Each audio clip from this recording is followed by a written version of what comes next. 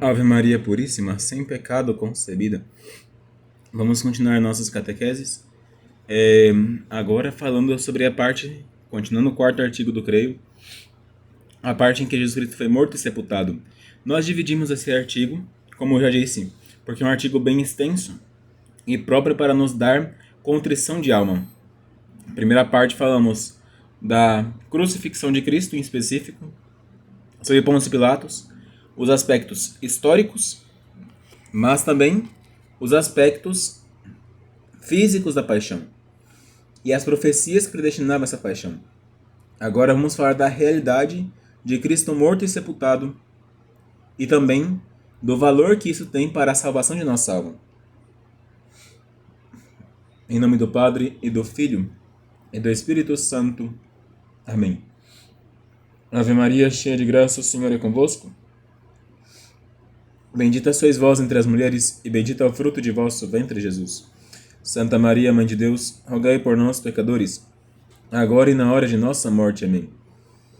Louvado seja nosso Senhor Jesus Cristo, para sempre seja louvado, e nossa Mãe Maria Santíssima. Em nome do Padre, do Filho e do Espírito Santo. Amém. Perdoem a tremedeira na câmera, mas é porque estamos gravando sem tripé, então vai tremer um pouquinho a câmera. Mas espero que fique tudo bem. A morte de Cristo é uma realidade. Jesus Cristo, quando foi crucificado, quando ele estava pendente da cruz, ele não simplesmente aparentou morrer. Sim, alguns julgaram que Cristo aparentava que morria, mas Cristo não aparentou que morreu. Ele de fato morreu. Ele podia morrer como de fato fez. Cristo podia morrer porque ele criou um corpo humano para si, idêntico ao nosso em tudo, exceto o pecado. Ah, mas Cristo era Deus. Sim, de fato, como Deus não podia morrer. Como Deus não podia como Deus e homem não pode pecar, e como Deus, de fato, ele um Deus encarnado e não necessitava morrer. Não precisava, não tinha a obrigação de morrer. A morte de Cristo, ela foi um ato de livre e espontânea vontade, diferente da nossa, que é um ato de livre e espontânea pressão. Enquanto Cristo morreu com um ato total de sua liberdade, no qual ele conseguiu encontrar a morte de cruz para o alívio de nossos pecados, nós temos a morte como um fardo do pecado. O pecado original trouxe para nós a morte, mas não para Cristo. Cristo, ele necessitava morrer para aniquilar aquele que tinha o poder da morte, ou seja, o demônio. Ele não tinha obrigação, mas ele quis morrer para poder aniquilar aquele que tinha o poder da morte, para nos livrar do medo da morte, nos livrar do medo da corrupção, nos livrar do medo do sepulcro. Nós, por sermos homens, temos medo da morte, medo daquilo que nos espera do outro lado. Todo homem, alguns mais, outros menos, temem a morte, temem o falecimento, temem encontrar o fim desta vida. Alguns porque sabem que vão encontrar alguma coisa do outro lado. Todavia, não sabem o que. E este outro lado, para aqueles que vivem no pecado, é o inferno. E antes, para aqueles que morriam na graça, antes de Cristo, era um limbo. Era um lugar que parece com o inferno, porque não tem a Deus. Todavia não é inferno, porque não tem dor, não tem sofrimentos. E Cristo morreu para livrar-nos do medo destes dois lugares. O medo do inferno eterno e doloroso, e o inferno passageiro para os patriarcas, eterno para as crianças que morrem sem batismo. No entanto, o inferno que não tem dor, chamado limbo. E não é um erro dizer que Cristo morreu. Ao contrário, Cristo de fato morreu, e os apóstolos são muito unânimes em dizer, quando dizem que Jesus entregou seu Espírito. Os apóstolos são unânimes em dizer que ao morrer, Jesus Cristo entregou o seu Espírito. E mesmo uma de suas palavras na cruz, quando ele estava pendente entre 3 cravos, foi: ó Pai, em tuas mãos eu entrego o meu espírito. Jesus Cristo, então, ele morreu de fato e morreu para livrar-nos da escravidão do pecado. O caráter da morte de Cristo foi um caráter voluntário. Eu disse no começo que enquanto nós morremos por livre e espontânea pressão, ou seja, nós morremos por causa do fardo do pecado que nós carregamos, devido à culpa de Adão e de Eva, Jesus Cristo morreu por livre e espontânea vontade. Foi um ato totalmente voluntário. Foi um ato de sua escolha. Ele estava, e como ele estava na época em que estava na terra conosco, num estado ao mesmo tempo divino e humano. Agora no céu, glorificado, mas na terra poderia ter se glorificado também. Não quis. Enquanto andava conosco, operou vários milagres. Poderia ter feito o milagre de descer da cruz. Não quis. Poderia ter feito um milagre de ter caído fogo no céu sobre Pilatos e os seus perseguidores, os sumos sacerdotes. Não quis.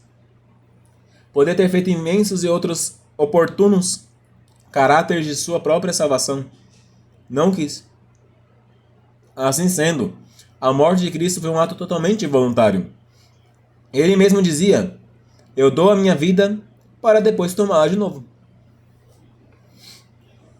Ele disse de fato: eu dou a minha vida, não é ninguém que me tira. Eu a dou por livre e espontânea vontade, para depois a retomar para mim. Quando Herodes procurava matá-lo, fora do tempo que ele mesmo tinha determinado, ele dizia: não chegou a minha hora. Quando os judeus pegaram pedras para atirar nele, ele simplesmente passou pelo meio deles. Várias vezes ele podia ter sido morto. E, no entanto, ele escolheu o dia, a hora, o minuto e o segundo para entregar seu espírito a Deus. Escolheu também que ele mesmo dizia: não convém que um profeta morra fora de Jerusalém. E ele morreu em Jerusalém. Morreu próximo à Páscoa, a data que ele escolheu, para simbolizar mais ainda a injustiça que operaram contra ele.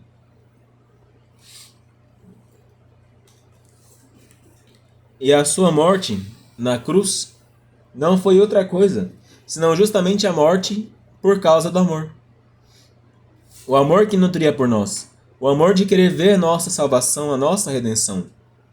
Cristo, quando na cruz, ele entregou todo o seu sangue por nós, toda a sua vida por nós. E a força de seu amor foi o que lhe matou. Lembremos o que diz o Cântico dos Cânticos: forte como a morte é o amor. O amor, ele nos leva a fazer loucuras tão grandes e mesmo superar os mais cruéis tormentos para agradar a pessoa amada.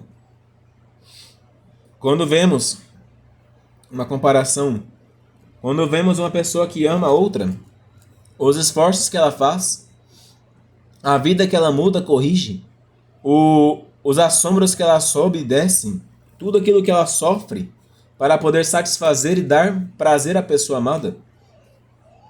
Jesus Cristo, para satisfazer a Deus por causa de nossos pecados, fez de si mesmo como que um fantoche, como que um objeto de escárnio e risão.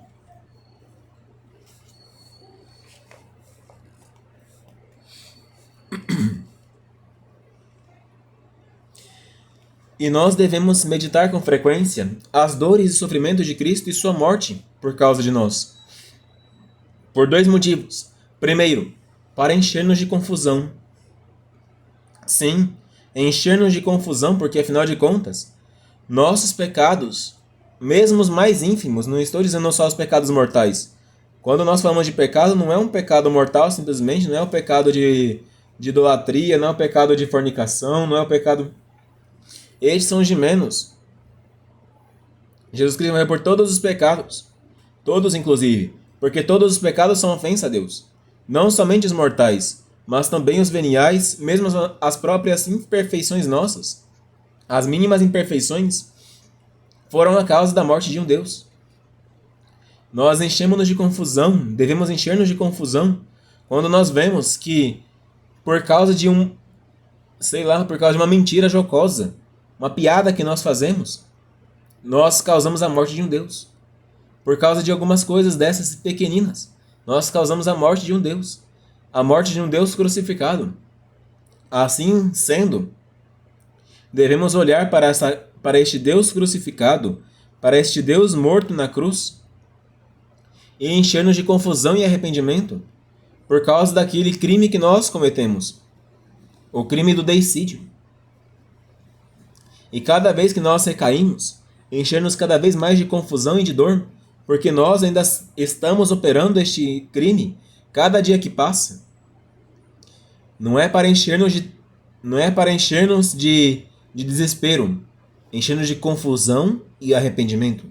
Confusão. Um Deus se aniquila por causa dos pecados de vermes insignificantes como nós. E arrependimento, por causa que este Deus se aniquilando, ele nos trouxe a vida e está aberto a nos devolver a vida. E a segunda coisa é encher-nos de amor. Quando estamos cheios de confusão, estamos cheios de arrependimento, nós começamos a amar aquele que nos deu toda a vida. Quando uma criança pequena compreende o que sua mãe fez para lhe pôr no mundo, desde a concepção até durante todos os meses de gravidez até o parto, e depois do parto, ainda suportar a amamentação, que não é um fardo leve, a criança sendo de fato amamentada é um peso grande nos braços. Até uma idade grande, 2 anos de idade, aquela criança ainda assim crescendo, tomando força cada dia mais para ser educada, para ser orientada no caminho do bem, no caminho reto. Tudo isso mostra que para a criança que ela deve amar sua mãe. Uma criança ela compreende facilmente que deve amar sua mãe. Quanto mais nós, que no caso Deus não deu-nos simplesmente uma concepção, não carregou nos 9 meses, carregou todos os nossos pecados em seus ombros. Quanto mais nós, que um Deus não nos deu leite de seu peito, mas deu-nos todo o sangue de seu coração. Quanto mais nós, não devemos amar a um Deus que, apesar de não nos ter tido dores em parto, mas teve uma dor terrível, crucificado por 3 horas pendente de uma cruz, com as costas laceradas, sem sangue no corpo, sentindo uma sede febril.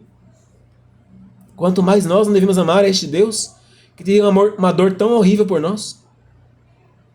Se nós devemos amar uma mãe nossa, que nos carregou por 9 meses, que nos deu a luz em meio de dores, que nos amamentou durante vários anos de nossa vida, que nos deu educação, quanto mais não devemos amar este Deus? Assim nós devemos afastar nossos corações do desespero, que nos leva a uma vida perdida, e também afastar nosso coração de uma grande presunção, que nos leva a encontrar como que Deus morreu por mim, não tem mais que fazer nada. Ao contrário, Deus morreu por mim, tenho que retribuir o amor deste Deus.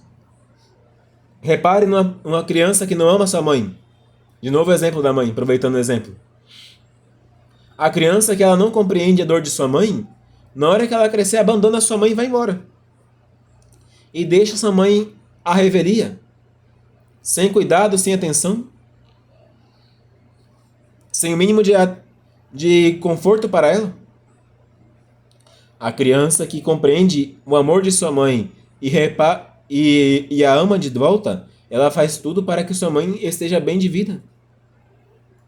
Assim sendo, nós devemos fazer tudo para agradar a este Deus, mortificar-nos, morrer cada dia por causa deste Deus, que morreu cada dia por nós também. Agora, a sepultura de Cristo. Não devemos escusar de comentar sobre a sepultura de nosso Senhor. Há um motivo para nós termos que tratar deste artigo no creio. Foi crucificado, sob o poder de Pôncio Pilatos, morto e sepultado. Cristo, de fato, foi crucificado. Não foi uma aparência. Foi uma injustiça. Óbvio, foi uma injustiça. Mas ele foi crucificado. É um ato que o próprio Deus escolheu. O próprio Deus escolheu a morte de cruz por causa que dizia a própria lei. Que ia tomar as nossas maldições sobre si. E qual era a maior maldição para os judeus? A morte de cruz. Morto. Morreu de fato, tanto que o soldado, para comprovar a morte, depois de Cristo morto, espetou uma lança no peito dele. De onde saiu o resto do sangue que havia? Se não morreu na cruz, pelo menos morreu na lança. Que é um ato óbvio. Uma pessoa que leva uma facada no peito não vai ficar viva.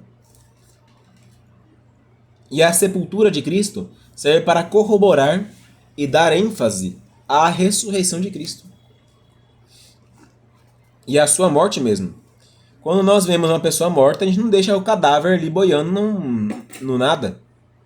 É um descaso. Mesmo uma pessoa com o mínimo de sã consciência vai e enterra um cadáver. Para não deixar pelo menos um cadáver humano, né? Porque um cadáver de bicho a gente ignora às vezes. Mas no cadáver de um pai, de uma mãe, nós vamos dar uma sepultura. Um cadáver de um tio, de uma tia, de um avô, de uma avó. Mesmo mais insano dos homens, dificilmente vai deixar um cadáver apodrecendo no mato. Somente quando ele de fato tem um ódio daquela pessoa. Pois bem, a morte de Cristo foi de fato uma morte real. Tanto que para isto, inclusive, conta-nos no Evangelho que ele foi sepultado, de acordo com os ritos judaicos. Lhe passaram perfumes, como que embalsamando, lhe enrolaram com linho, lhe amarraram, lhe deitaram no sepulcro, inclusive detalharam o sepulcro, que foi um sepulcro novo, que nunca fora usado, um sepulcro virgem, para conter a Cristo. Ali colocaram o corpo, ali fecharam a pedra, ainda por cima colocaram soldados romanos às portas, por causa do medo de roubarem o corpo. E nós vemos ali que houve de fato uma morte real. Não foi uma morte fictícia. Foi um sinal claro dessa morte comovedora de Cristo na cruz.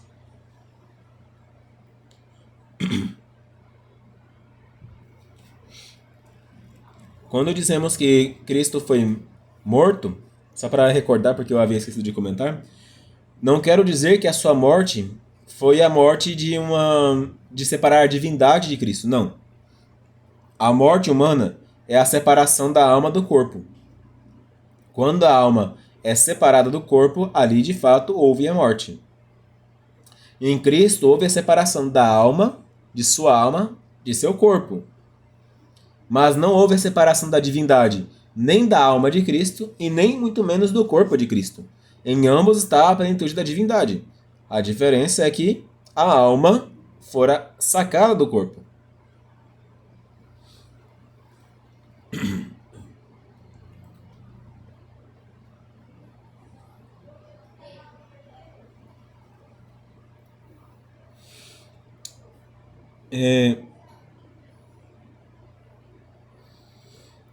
Como nós vemos também a questão da sepultura, nós também podemos atentar ao fato da incorrupção.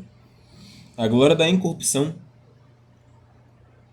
Porque, afinal de contas, se o corpo de Cristo ficasse até a sua ressurreição exposto às feras, poderia haver, é claro, a divindade poderia evitar que os animais viessem em conta do corpo.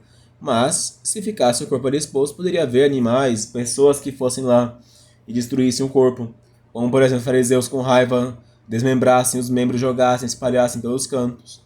Enfim, e fazia jus que a carne de Cristo não houvesse outras feridas, afora as que já tinha sido considerado digno, justo por Deus.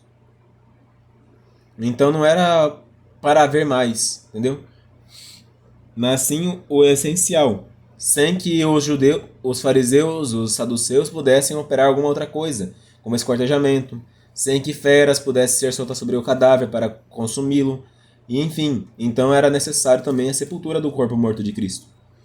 Assim também em que um Deus é sepultado, para podermos ter a fé que Deus ele não é um Deus de morte, mas um Deus de vida, por causa que, afinal de contas, mais à frente veremos que essa morte fora somente um sinal para nós, para que Cristo imitar, desse-nos exemplo, incluso na morte.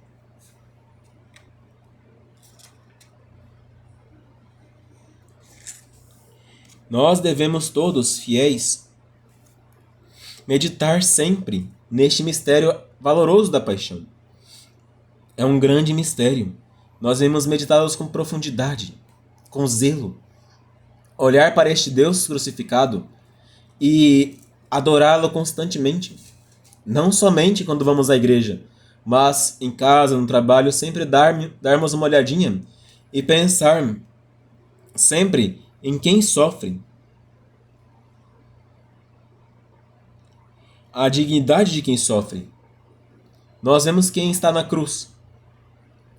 Não há ninguém mais, ninguém menos do que o herdeiro do universo. O Pai, criando o universo, deu o todo para seu Filho.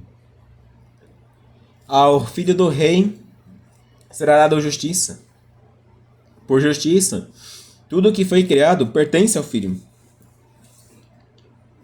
Porque o Pai, quando criou o universo, criou as coisas que existem, não as criou para si mesmo, simplesmente, mas para dar honra a seu Filho. Assim como o Filho, fazendo o trabalho que seu Pai lhe ordenara, fez tudo para honrar o Pai. Assim o herdeiro do universo foi quem sofreu. Aquele que é o eterno do Pai, o bem-amado do Pai, o verdadeiro Filho do Pai. Aquele que o Pai amou tanto, ao ponto de dar-lhe tudo, ao ponto de dar-lhe a própria humanidade inteira como sua própria serva, ao ponto de dar-lhe como mãe uma virgem preparada, ao ponto de dar-lhe como primícias das criações tudo aquilo que era do bom e do melhor. Este herdeiro do universo, o filho do rei, o filho do dono da vinha, este filho que veio cobrar dos trabalhadores da vindima o trabalho da vindima, este foi crucificado, este foi morto. Não foi outro. Se fosse um ladrão, se fosse um bandido, se fosse um adúltero, nós não teríamos nenhuma veneração por ele. Mas foi um inocente. Foi o mais inocente dos homens, o mais puro dos homens, o mais santo dos homens. O próprio Evangelho, dando testemunho dele, diz que aqueles que o odiavam dizia: ele fez bem todas as coisas. Tudo que o Deus fez foi muito bem feito. Ele fez bem todas as coisas. Este que foi morto, ele foi o Criador e sustentador do mundo. Ele criou o mundo com o Pai. Como diz o próprio Evangelho de São João, o princípio era o Verbo, e o Verbo estava junto com Deus, e o Verbo era Deus. Por meio dele todas as coisas foram feitas, nada do que está feito foi feito sem ele. O Criador do universo é o Verbo com o Pai, o Filho e o Espírito Santo. Como dissemos, tudo fazem de igual e comum acordo. O Filho é o Criador do mundo também. O Filho, Criador do mundo, foi morto por causa dos pecados da sua própria criação. E morto pela sua própria criação, ele que sustenta o mundo, aquele que sem ele nada poderia subsistir, aquele que com sua onipotência, com sua bondade, com sua sabedoria, rodeia-nos, envolve-nos, tal e qual as roupas cobrem nosso corpo, tal e qual o ar nos contorna a nossa vida, tal e qual um peixe que está circulado de água, inclusive por dentro. Assim este Deus que nos sustentou é que morreu por nós. A grandeza deste Deus que se rebaixou até o mais ínfimo grau de escravidão. Quanto mais nós, se o próprio Cristo, que se contorcia aos golpes de muitos tormentos, que muito se abalasse no bem toda a máquina do mundo. Como diz a Escritura, a terra tremeu e partiram-se os rochedos. Toda a terra se cobriu de escuridão e o sol perdeu sua claridade. Ora, até as criaturas mudas e insensíveis prontearam o sofrimento de seu Criador. Reconheçamos nós também a morte de nosso Criador, a morte de nosso amigo, a morte de nosso pai. Reconheçamos que se este Deus teve uma dor tão tremenda por nós, o que nós não podemos fazer por ele em troca? Ele sofre por quê? Ele sofre por causa do pecado original. Adão e Eva nos trouxeram morte, nos trouxeram pecado. O pecado original nos trouxe uma vida destruída. A decadência humana chegou a um nível que não havia precedentes. Este Deus veio e nos resgatou deste pecado. Morreu para limpar-nos deste pecado.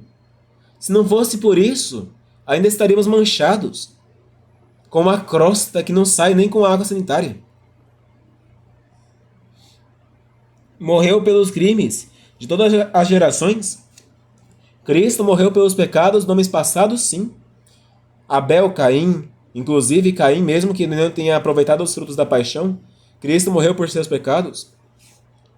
Cã, Sem, Jafé também receberam dos frutos da paixão, mesmo que algum deles não tenha aproveitado. Abraão recebeu dos frutos da paixão. Isaac, Jacó, os descendentes de Jacó, todos receberam fruto da paixão, sim. Foi um fruto retroativo, mas também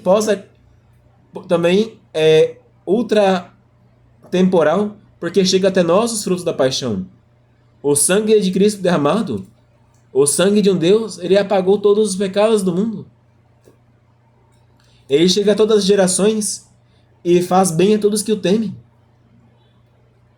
Nós vemos que a salvação de Cristo, ele veio para limpar-nos dos crimes de nosso passado pessoal e do passado da humanidade inteira e do futuro da humanidade também. Santa Teresinha, ela tinha um exemplo muito claro disso. Quando ela pensava na paixão de Cristo, ela pensava: oh meu Deus, eu nunca cometi um pecado mortal em minha vida, como o padre mesmo testemunhou. Por isso, eu sei que os frutos de vossa paixão foram que me cobriram e que me tornaram apta a nunca ter um pecado mortal também. E assim sofrestes muito mais por mim, para que eu não viesse a cair, do que por aqueles que já haviam caído e vós limpastes. Quem faz sofrer Nosso Senhor? Nós, primeiramente. Nós fazemos sofrer um Deus. Ah, mas padre, eu nunca cometi um pecado. Lembra o que disse Santa Teresinha? E outra coisa, quem diz que não comete pecado é mentiroso. Nós todos fazemos sofrer um Deus. Mesmo que nós nunca tenhamos cometido um pecado mortal em nossa vida toda, justamente porque nós nunca cometemos um pecado mortal, nós fizemos sofrer um Deus.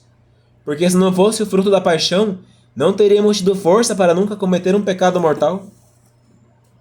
Se não fosse a graça da paixão, nunca teríamos tido força para encontrar a verdadeira vida em Deus.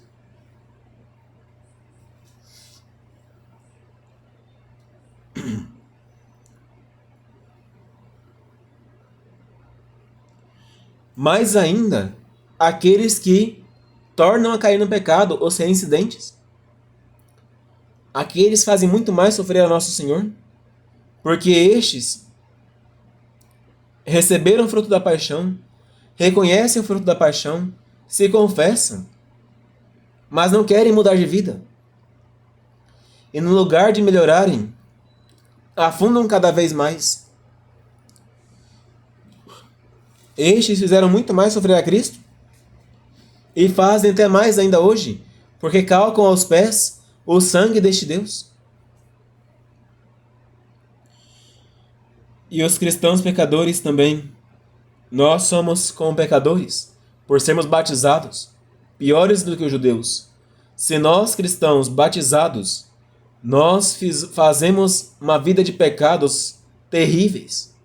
Não digo pecados que são facilmente perdoáveis, mas um cristão que, por exemplo, se tatua, se iguala a Satanás, que odeia a Deus, que se desespera de sua salvação, ou então que presume sua salvação, um cristão que vive em adultério, um cristão que vive em pecado de união concubinária, um cristão destes, ele é pior, 1000 vezes pior do que aquele judeu que deu a morte de Cristo na cruz. por causa que este deveria reconhecer o favor que este Deus fez por nós, e não reconhece, e calca os pés mais do que os pecadores pagãos ao sangue deste Deus imortal que morreu por nós. Quem entregou este Deus para a morte? Primeiramente foi o Pai Eterno. O Pai que lhe deu a morte. Sim, o Pai queria uma vítima perfeita.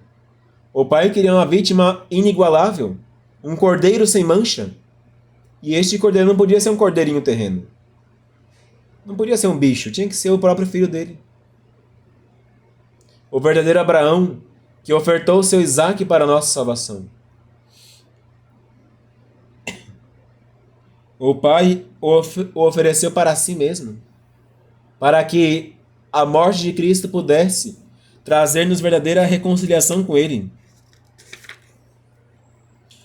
Quem fez a entrega do Filho também? O próprio Filho se entregou. Cristo amou tanto a nós, homens pecadores e vis, que Ele mesmo, chegando no tempo dele, se entregou à morte. Porque quando chegaram os soldados dos judeus a querer levar Cristo para o julgamento, perguntaram: onde está Jesus, o Nazareno? Sou eu. Na hora que ele disse sou eu, caíram todos por terra.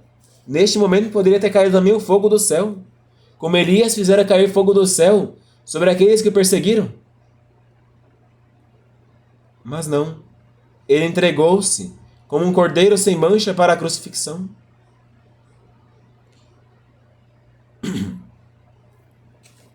Quem entregou o Filho também foi o Espírito Santo para morrer para desagravar nossos pecados. Nós vemos que Caifás, em seu ato de loucura de entregar Cristo à morte, ainda fez uma profecia. É necessário que um só homem morra pelos pecados de toda a nação. Assim sendo, o Espírito Santo entregou também o Filho unigênito de Deus para restituir-nos de nossos pecados. Então não foi a humanidade que entregou Cristo à morte, mas foi o próprio Deus, a Santíssima Trindade, que o entregou à morte. O que sofre? Sofre a ingratidão nossa. No Horto das Oliveiras, vemos a um Cristo inclinado com a fronte até a terra, sofrendo uma dor como que de morte. Este Cristo, inclinado até o chão, suava sangue. Suava como que coágulos de sangue, mais especificamente, como diz São Lucas. Um homem, para fazer isso, tem que estar no alto grau de sofrimento. Como dizia o médico mais recente. Cristo Jesus, nosso Senhor, na sua cruz, no horto, sofria pela ingratidão nossa. Sofria pela nossa insensatez de rejeitar-lhe a gratidão.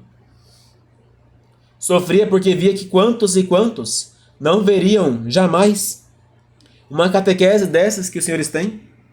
Quantos e quantos homens perder-se-iam porque não conheceram a Deus em quanto tempo?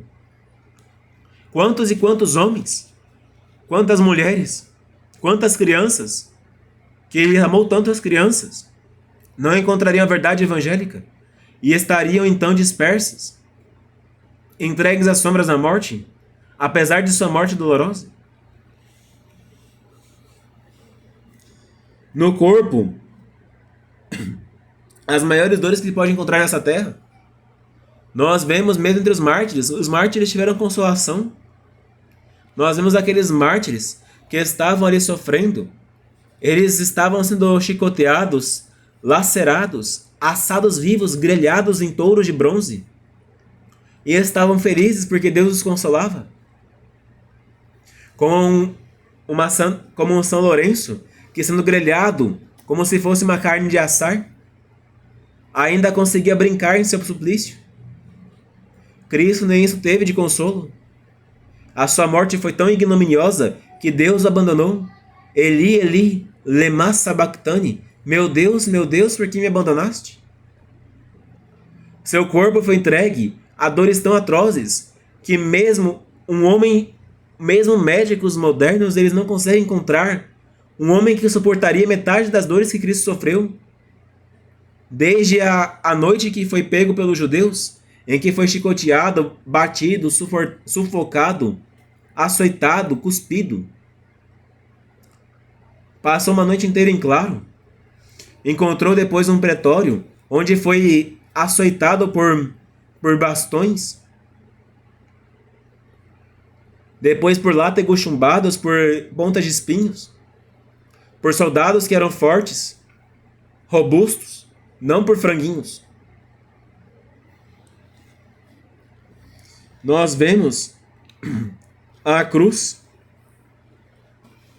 Sabe, eu creio que hoje em dia poucos sabem o que é o suplício da cruz. Mas vamos ver. A pessoa presa por 3 cravos, 2 nas mãos e um nos pés. Ou 2, depende do caso. Preso numa cruz de madeira, erguido do solo. Quando se abaixa, rasga-se a mão, doem-se os dedos. Consegue-se respirar, todavia a dor é lancinante nas mãos. Para se aliviar as mãos tem que se levantar, tem que esticar o corpo. Então dói-se os pés, enrijece-se o corpo e não se consegue mais respirar. Não se encontra local adequado para se inclinar na cruz. Se vira a cabeça para a direita, dói. Se vira para a esquerda, dói. E ainda mais num homem que estava com o corpo todo ferido e sem sangue. O sangue baixíssimo, quase que sem vida em suas veias. A água que ele tinha, que ele hidratava, já havia secado por causa dos açoites. Desnutrido, posto num estado que lhe rebaixava a menos do que um verme. Pendurado no madeiro por 3 horas. Os outros 2 ladrões estavam muito melhor de condição do que ele para ficar naquele lugar. Seu corpo não era mais um corpo humano, o mais belo dos filhos dos homens. Como diz a Sagrada Escritura, ficou uma coisa horrenda. Não havia parte sã em seu corpo, somente seus ossos que não haviam sido quebrados. E justamente porque Jesus Cristo, não tinha pecado, para ele as dores eram 1000 vezes piores. Porque afinal de contas, enquanto para nós muitas vezes nós conseguimos evitar a dor, ou então mal senti-la, ele sentia tudo num grau muito maior do que nós por causa da perfeição de sua vida. Na alma, maior martírio, porque afinal de contas, via que tudo aquilo seria em vão para muitos. Sentia-se abandonado pelo Pai, pelos amigos, porque os apóstolos quase todos fugiram. Não adianta, via sua mãe e não podia consolá-la por causa que a sua mãe sofria mais do que ele naquele momento, porque a morte de um filho, mais assim no sentido corporal e humano, mais do que ele, assim no sentido de que a mamãe vendo o tormento de um filho, e um filho que sempre ele foi bom, nunca lhe fez uma injúria, nunca fez uma controvérsia, nunca lhe deu um desgosto. Quanto não sofre uma mãe dessas? E o filho não pode consolar. Sem menor consolo, ver sua mãe lhe causou mais aflição ainda. O pai eterno abandonado, a mãe aqui na terra dolorosa e não poder ajudá-la. Os amigos fugidos. Um grupo de mulheres chorosas que choravam mais do que consolavam. Os fariseus, que eram para ser seus amigos, eram para ser seus discípulos, o odiavam.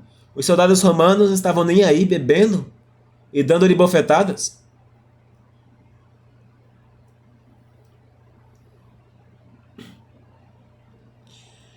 A paixão, a meditação da paixão livra-nos do pecado. A paixão, ela nos ajuda a vencer a nossa carne fraca. Por causa que nós, meditando na paixão, vamos querer igualar um pouco dessa paixão de Cristo em nós. E para isso vencemos o pecado. Vencemos o pecado porque igualamos a paixão de Cristo em nós. Vencemos o pecado porque queremos amar este Cristo crucificado por nós. Livra-nos do demônio, porque afinal de contas, o demônio foi morto, perdeu a sua batalha pela morte de Cristo. A paixão trouxe-nos a liberdade do demônio. a liberdade de filhos de Deus, que não se pode pagar nem com ouro, nem com prata, nem com diamantes ou outras pedras preciosas. A paixão de Cristo satisfaz as penas de nossos pecados. Os santos puderem ir para o céu direto, por causa dessa paixão gloriosa que eu trouxe. Tamanha bondade reconciliou-nos com Deus. Meditar a paixão nos ajuda a lembrar que, se não fosse por ela, ainda estaríamos hoje sofrendo pela distância de nosso Pai eterno. A paixão abriu-nos o céu. Na antiga aliança, como eu disse, os homens não tinham paraíso. Estavam condenados aos infernos, ao limbo. Os bons, ao inferno doloroso, pior ainda, os maus. E não havia para eles um sinal que pudesse levá-los à contrição de seus pecados. Porque, afinal de contas, Deus era somente ato de justiça, estava distante, não tinha contato conosco. Veio Deus e coabitou conosco, e deu por nós pelo sangue. Não há mais desculpa para o homem agora entrar em desespero.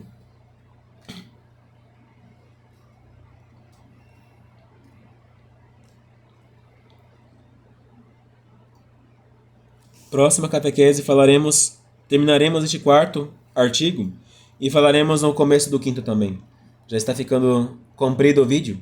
Para não alongarmos mais, deixaremos aqui mesmo pausado e falaremos na próxima vez sobre o valor da paixão para nós e para nossa redenção. Ave Maria Puríssima, sem pecado concebida. Ave Maria, cheia de graça, o Senhor é convosco. Bendita sois vós entre as mulheres, bendito é o fruto de vosso ventre, Jesus. Santa Maria, Mãe de Deus, rogai por nós, pecadores, agora e na hora de nossa morte. Amém. Em nome do Padre, e do Filho, e do Espírito Santo. Amém.